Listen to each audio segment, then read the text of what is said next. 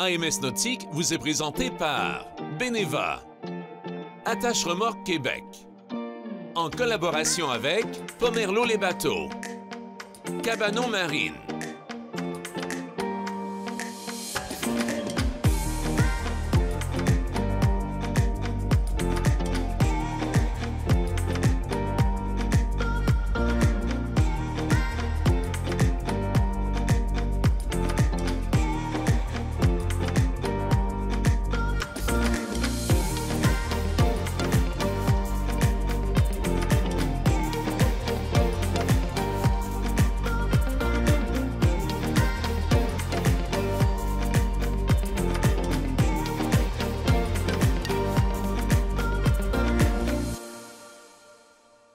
Bonjour, bienvenue à une autre émission de AMS Nautique. Cette semaine, Cabanon Marine, on vous parle de deux bateaux haut de gamme et c'est peu dire, manquez pas ça. Cette semaine à AMS Nautique, Yann-Éric Pomerleau de chez Pomerleau les bateaux nous fait découvrir le Parker 850 Voyager. Marcel rencontre Pierre Duchesne de la compagnie d'assurance Beneva. Michael Champagne nous explique comment bien se préparer pour remorquer notre embarcation. Et Simon Fortin-Massé de Cabanon Marine nous présente le bateau de la série M de la compagnie Malibu. De retour avec Yann-Éric Pomerleau de Pomerleau les bateaux. Yann-Éric, ça va bien? Ça va bien toi aussi, Marcel? Très bien. Yann-Éric, Parker, Oui. une embarcation assez particulière qu'on a aujourd'hui. Exactement. On a introduit la ligne l'année dernière, la série Parker au Québec. On est très fiers de porter le nouveau modèle, le 850 Voyageur, l'amener au Québec. Donc, c'est le premier bateau qui rentre. Il est très différent de celui qu'on a introduit l'an passé. Celui-là qui avait un toit, là, qui était plus Absolument. Plus donc, la série Explorer ou la série Quest, qui sont des bateaux plus type aventure. Maintenant, on se déplace vers la navigation, la plaisance. Le Voyageur est un bateau qui est vraiment particulier parce qu'il y a une belle configuration de plaisance, un habitacle qui est vaste, tout ouvert au complet, profiter du soleil, être à l'extérieur, c'est ça qu'on vise avec ce bateau-là. On a la chance, le privilège même, de l'avoir hors de l'eau puis de voir exactement ce qui se passe avec les spécificités de la coque. Oui. Qu'est-ce que tu as à me dire par rapport à cette coque-là? Évidemment, les bonnes caractéristiques de construction de Parker sont encore présentes. Donc, matériel composite au niveau de tous les renforts. Ça permet au bateau d'être sous la barre des 5000 livres. Donc, propulsé avec un 300 HP comme on a ici présentement, on dépasse les 45 000 C'est ce qui est recommandé? C'est la mécanique qu'on apprécie le plus là-dessus. Mécanique V8, très silencieux, très coupleux, peu d'entretien. On a une mécanique aussi qui va permettre, dans le 300 HP comme ça, de fonctionner avec des essences traditionnelles. Donc, un petit peu moins de super là, dans les marinas au Québec, à tous les endroits. J'ai pas été le voir sur le côté. Est-ce que c'est une coque qui est ventilée? Oui, encore là, caractéristique que Parker va chercher meilleur travail de finition. Donc, on va avoir une coque ventilée double. Donc, ça va permettre à la coque d'avoir une coque très à plat, maximiser l'autonomie en ayant une plus petite consommation d'essence, avoir un peu plus de vitesse, mais aussi tenir le déjaugeage sur une vitesse plus lente. Donc, on a vraiment une coque qui est bien travaillée, bien développée. Ce qui rend tout le monde malade de cette embarcation-là, c'est vraiment ce qui se passe à l'intérieur de ça. On va-tu voir ça? Oui, absolument. Allons-y. Allons-y.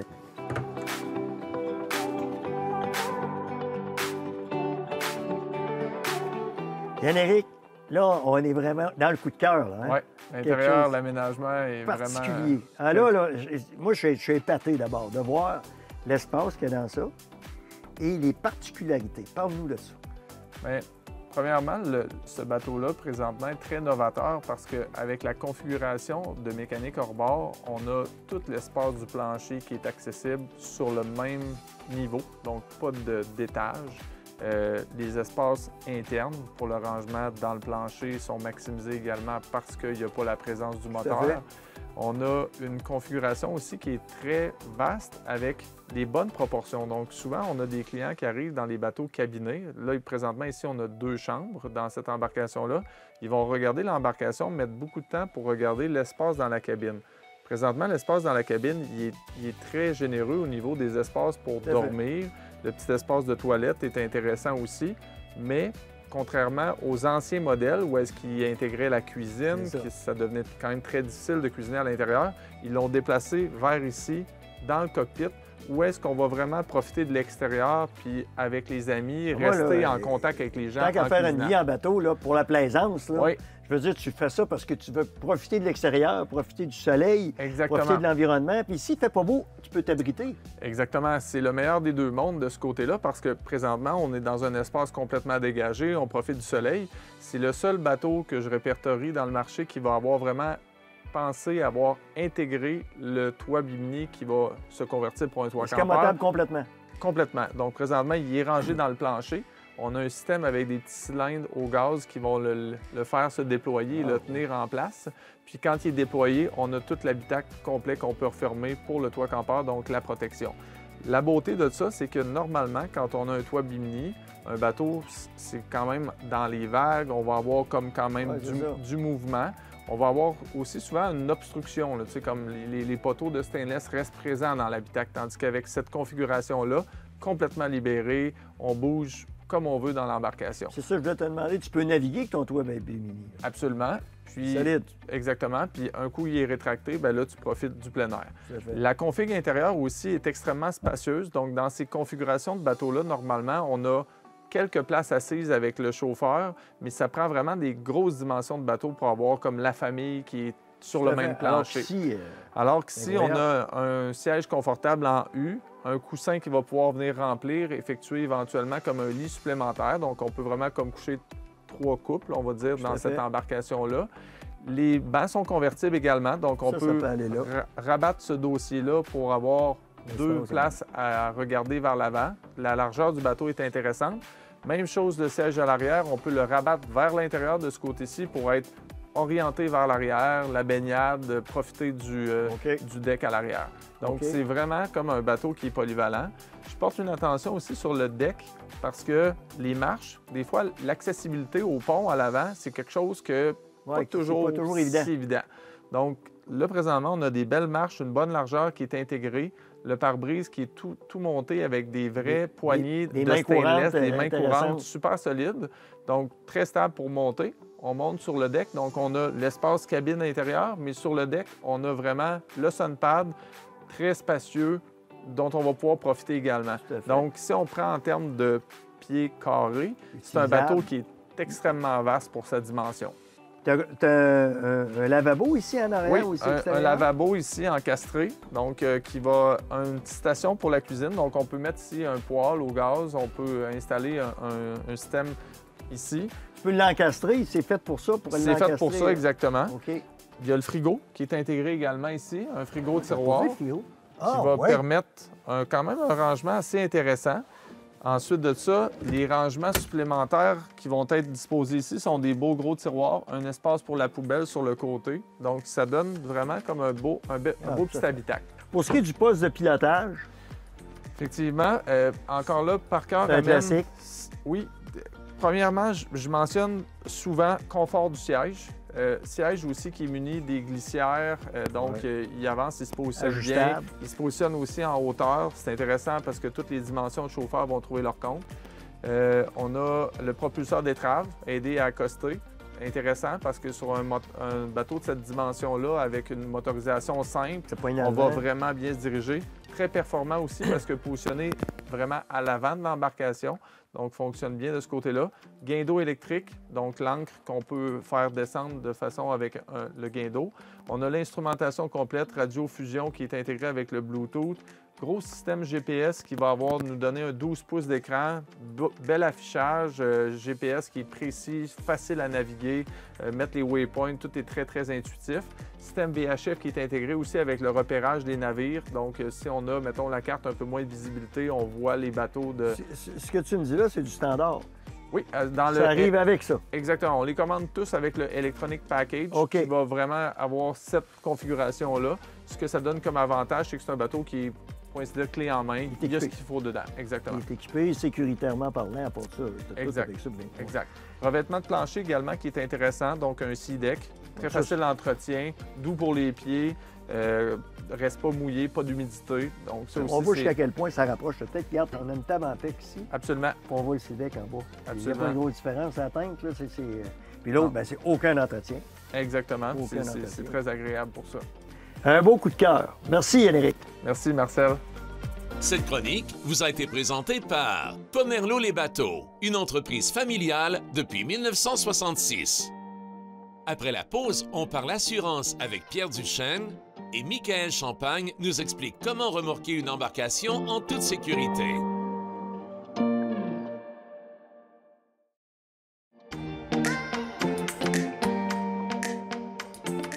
Alors, je suis de retour avec Pierre Duchesne de Beneva Assurance. Comment ça va, Pierre? Salut Marcel, ça va bien toi? Très bien. Pierre, première question, puis petite question de mise. On est en début de saison. Ouais. Les gens vont avoir à s'assurer. Il y a des choses qui doivent s'assurer avant de s'assurer. Oui. Ben, en fait, au départ, les bateaux, on ne devrait pas annuler la police d'assurance rendue à l'automne parce que ça ne sert pas à grand-chose parce que durant le... Sauve pas de sous, finalement. Bon, on ne sauve pas grand-chose parce que la prime est répartie en fonction de la période d'utilisation.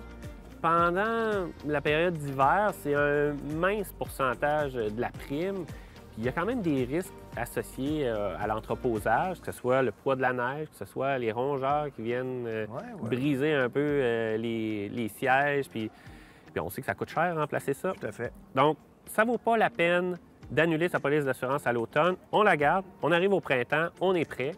Et là, on est prêt. Est-ce qu'on est prêt à 100 %? On regarde, est-ce qu'on a fait des ajouts durant l'hiver ou au printemps pour la nouvelle saison?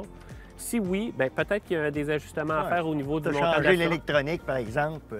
Des choses, c'est quand même assez dispendieux. Là. C'est pas mauvais d'aviser ta compagnie d'assurance que j'ai placé un nouveau GPS, un écran 14 pouces, par exemple. Là. Exactement. C'est sûr qu'il ne faut pas se dire « Ah, à cause que j'ai investi 5 000, il faut que j'augmente de 5 000 mon montant d'assurance. » Dans le fond, il faut se dire « Il vaut combien mon bateau aujourd'hui après les changements que j'ai apportés? » OK. Donc, c'est ça qui est important de faire. Et là, si notre montant n'est pas assez haut, on sait avec la pandémie, les montants, les valeurs des bateaux ont augmenté beaucoup. Bien, il y a peut-être des petits ajustements à faire aussi de ce côté-là. Puis si on parle sécurité, en rapport avec la police d'assurance, si on est toujours intéressé de savoir au niveau de la sécurité, qu'est-ce qu'on fait, là, comment est-ce qu'on est organisé? Bien oui, au niveau de la sécurité, de la prévention des sinistres, c'est sûr qu'en début de saison, on y va un petit peu plus prudemment. Des fois, bien, dépendamment à quel moment on met le bateau à l'eau, il peut y avoir des objets flottants qu'on ne retrouve pas nécessairement au plein milieu de l'été. Ces dates-ci, avec les grandes marées, on sait que ça dégage la berge. Et là, il y a des pièces de bois, des billes de bois qui flottent. Ils ne sont pas toujours en surface, c'est entre deux eaux.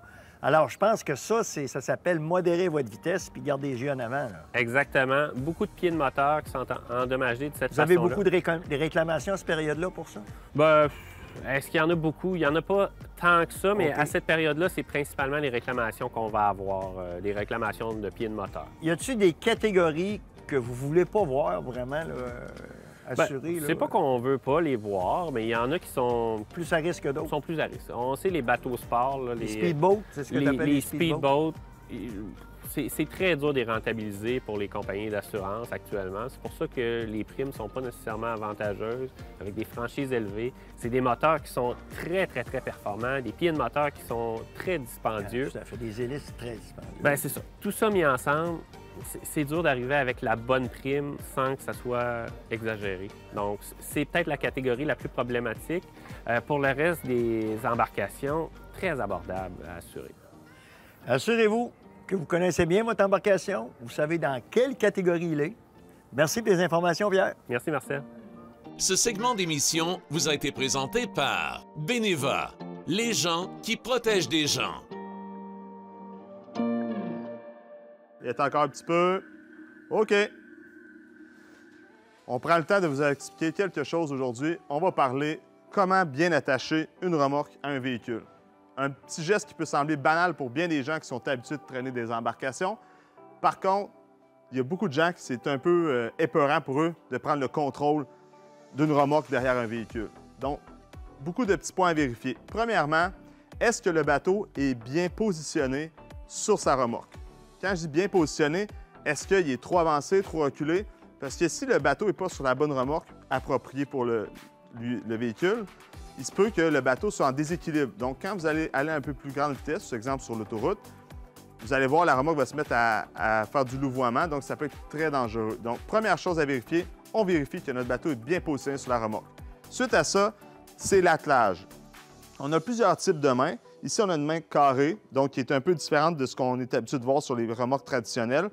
Cette main-là a un principe différent où on va vraiment fermer pour venir barrer la boule dans la remorque, comme ça. Et puis, la sécurité qui est très importante à mettre. Donc, sur ce type de main-là, la sécurité est en dessous. Ça va empêcher la main d'ouvrir. Il faut prendre le temps de bien positionner sur la boule de notre véhicule. Parce qu'il faut que la remorque soit bien, que la boule soit bien rentrée dans le réceptacle. Des gens, des fois, vont essayer de mettre la boule, vont être pas assez avancés, pas assez reculés. Puis ce que ça va faire, c'est que la main va être fermée, mais la boule ne sera pas complètement rentrée. Les gens vont penser que la remorque est bien en place parce qu'elle ne bouge pas, effectivement, parce que le poids de la remorque est assez pesant, mais la remorque n'est pas du tout bien positionnée et puis ça peut causer un accident. Autre chose, l'électricité. Là, ici, on est dans un bateau Mastercraft, un bateau qui est assez pesant. On a une remorque avec des freins. Donc, ce système-là, il faut avoir le bon branchement. Sur ce bateau-là, par exemple, c'est un branchement à 7 branches qui est déjà d'origine sur la remorque. Appelez votre concessionnaire avant de prendre possession de votre bateau si c'est un nouveau bateau, puisqu'il y a nombreux types de branchements. On peut avoir un branchement à 7 brins, on peut avoir un 5 brins ou on peut avoir un 4 brins. 4 brins, ça signifie qu'il n'y a pas de frein sur la remorque. Donc, un branchement normal pour un véhicule. Donc, on s'assure d'avoir un bon branchement. Et puis, je vous suggère, à partir du moment où on branche le bateau, faites une vérification. L'idéal, c'est d'être à 2 personnes. On va derrière le bateau, on vérifie les clignotants, on vérifie les freins, on vérifie que tout fonctionne au niveau des lumières. Parce qu'une fois qu'on va être lancé sur la route, il faut être certain qu'on soit vu et bien vu par les gens. Dernière chose, bien, on a les attaches. Donc, une remorque, même si ce n'est pas supposé, il pourrait arriver qu'il y ait un détachement de la remorque. Il faut des sécurités. Sur ce bateau-là, on a des wires d'acier, excusez-moi l'expression, des câbles d'acier. Et puis, on pourrait aussi avoir des chaînes, mais c'est vraiment important, obligé d'avoir 2 attaches que je suggère fortement de croiser sous le mât du trailer, donc pour venir l'attacher. Et ça ici, c'est le frein d'urgence. Qu'est-ce que ça veut dire? C'est que si, par inadvertance, la remorque se détachait, ce petit câble-là va actionner les freins pour empêcher la remorque de partir à l'infini. Donc, ça va vraiment, le câble va donner une tension, ça va activer le système de frein hydraulique, puis la remorque va s'arrêter. Donc, c'est pas mal ce qui fait le tour au niveau du branchement de la remorque. L'autre chose, si on parle branchement ou adaptation du véhicule, faites sûr que votre boule ou votre attache au niveau du véhicule est à la bonne hauteur. Comme actuellement, on est un peu trop bas pour ce bateau-là, donc il va falloir que je parle au client et lui dire de trouver une attache qui est un peu plus linéaire. Il ne faut pas qu'on se retrouve avec une surcharge de poids ou un déséquilibre. C'est toute une question d'équilibre pour qu'il y ait le maximum de plaisance au niveau de la conduite, qu'il n'y ait pas de danger sur la route. Donc, prenez le temps de bien préparer. Si vous n'êtes pas sûr, appelez votre concessionnaire de bateau avant, appelez votre conseiller, demandez-leur « Hey, j'ai tel véhicule, est-ce que je suis correct de tirer mon bateau avec ce véhicule-là? Quel type d'attache ça me prend? » Prenez le temps, les conseillers sont là pour ça. Mais là, je vous ai fait une petite démonstration visuelle et rapide de comment bien attacher la remorque sur le véhicule. Cette chronique vous a été présentée par Pomerleau les bateaux, une entreprise familiale depuis 1966. Après la pause, Simon Fortin-Massé de Cabano Marine nous présente le bateau de la série M de la compagnie Malibu.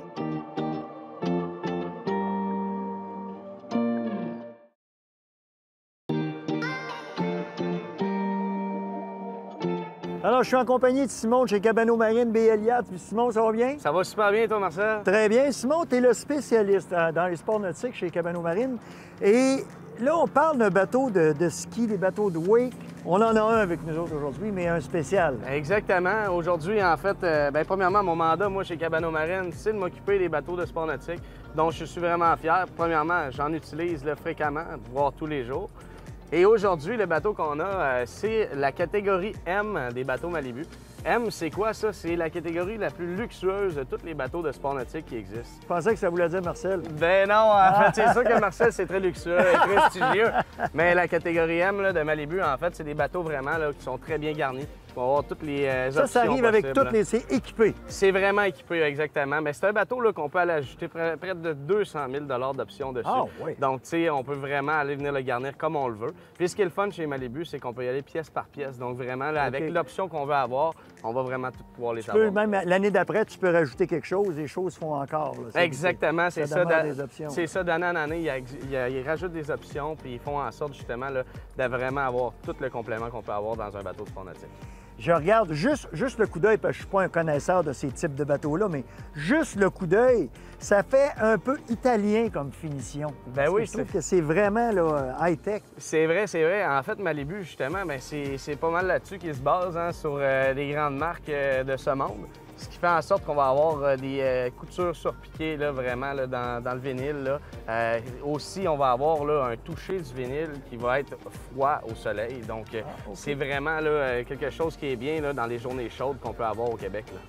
Quand on parlait de... On regarde ce bateau-là, en gros, si on regarde l'arche de ce bateau-là, par exemple, elle est amovible, on peut jouer avec ça. Tu m'as montré ça un petit peu tantôt. On a triché, on a fait un peu avant. Là. Ben oui, certainement. En fait, là-dessus, on a la nouvelle tour GX qu'on appelle, donc la G10. Et puis, cette tour-là là, fait en sorte qu'on peut la descendre juste avec un petit bouton. Donc, on tourne la manivelle simplement, puis la tour va s'abaisser. Ce qui est vraiment pratique là, pour des lacs comme au lac Sept-Îles qu'on connaît là, dans le coin de Québec, où est-ce qu'il y a un pont à traverser. Exactement. OK, tu joues là-dedans. Oui. Ça m'a épaté. Il y a une douche là-dessus? Exactement. On a une douche d'eau chaude là, qui est faite pour que lorsque notre plaisancier débarque de la planche, si jamais il y avait froid ou il voulait simplement se rincer, si jamais on était en eau salée ou quoi que ce soit, eh bien, c'est vraiment pratique d'avoir une douche d'eau chaude là, pour les automnes et les printemps qu'on connaît au Québec. C'est très, très pratique. C'est pas un luxe. Il y a un débarcadère aussi, si on veut, pour une plateforme de plongée avec comme une marche en arrière. Exactement. C'est pour simplifier la tâche. Hein. Comme on voit habituellement dans les bateaux de sport nautique, on doit toujours s'appuyer pour essayer de se remonter par-dessus le bateau. Eh bien, avec le Malibu, comme ça, on n'a pas besoin de le faire parce qu'on a une marche qui se déploie sous l'eau pour pouvoir simplement marcher normalement puis monter dans le bateau.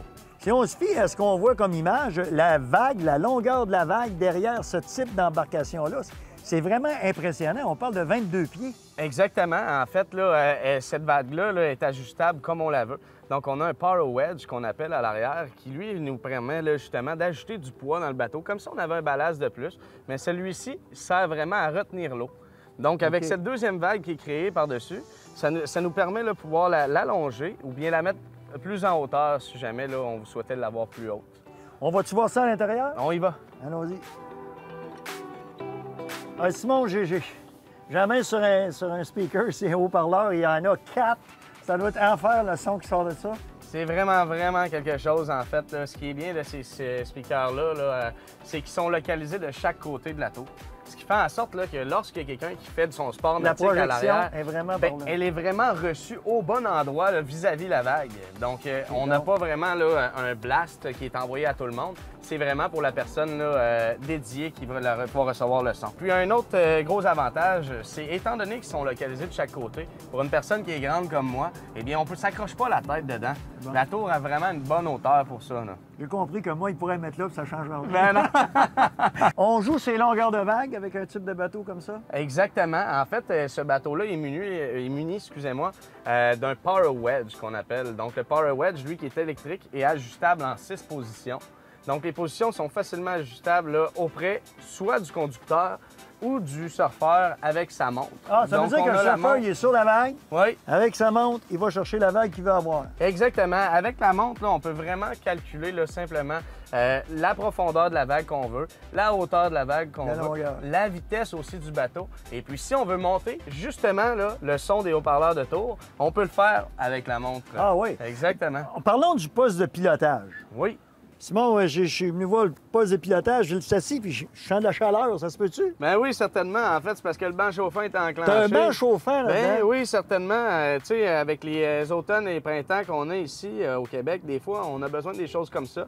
Comme aussi, on a besoin d'une chaufferette qui va s'ajuster puis qu'on peut aller donner là, quand une personne en a besoin. Ah, exactement. Ouais. Ben oui.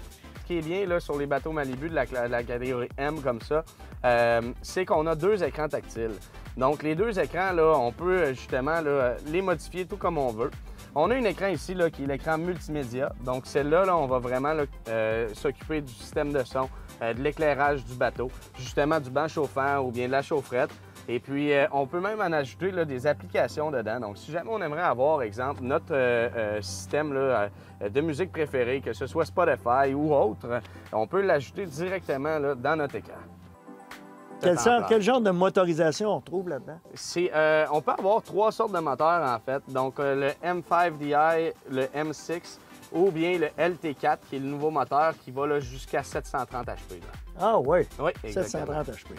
C'est sûr qu'avec le poids de l'eau qu'il y a dessus, plus... Tu mets combien de personnes à bord? On peut mettre jusqu'à 18 personnes. 18, c'est du monde, ça, là. Oui, certainement. Ce qui fait en sorte, justement, là, qu'on peut recueillir toute notre famille dans le bateau très facilement, puis que tout le monde soit à l'aise aussi. Là. 18, t'as une bonne famille, là? Exact. Les amis, les cousins, cousines. Famille Avec proche un bateau éloignée. comme ça, c'est sûr que tout le monde va vouloir être Tout le avec monde vous. est Hein? Simon, tu veux manger ici, tu t'assois sur les bancs, tu manges ou... Ben, c'est sûr que ça pourrait faire parce qu'on a les produits pour les nettoyer, mais on a vraiment une belle table là, qui a été bien pensée ici. Ben voyons. Donc, on peut les tirer tout simplement à l'aide d'un petit bras. Et puis, on a une belle table à manger avec un beau petit banc pour les plus jeunes aussi. Puis nous, on peut s'asseoir ici, prendre un verre puis manger comme on veut.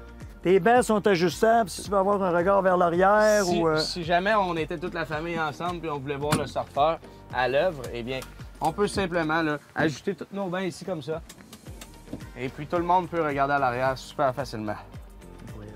On te regarde rouler avec ça, moi aussi. Certainement. Cette chronique vous a été présentée par Cabano Marine, moteur de vos passions. Alors tout le monde, comme vous avez été en mesure de le constater, on vous a présenté aujourd'hui des bateaux haut de gamme. Mais il y en a toutes sortes de gammes. Et il y en a pour tous les goûts et dans toutes les gammes de prix également.